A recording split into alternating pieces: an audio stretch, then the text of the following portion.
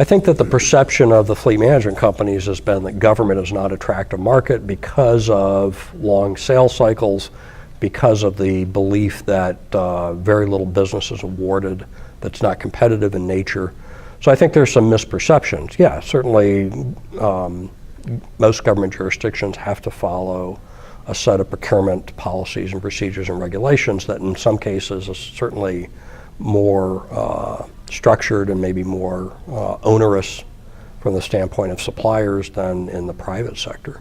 But I think it's just too big a market to ignore. And frankly, fleet management in the public sector is much more complex because of the diversity of vehicles that you find in government fleets in comparison to large corporate fleets. So yeah, there are pros and cons to be sure.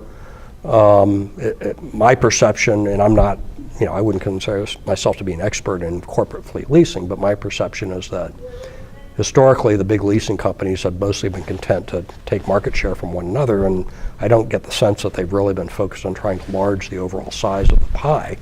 It'll be interesting to see whether that continues to be the case or whether they recognize that these overarching industry trends are going to drive the demand for more asset management services in both the public and the private sector, and they're going to want to tap into that.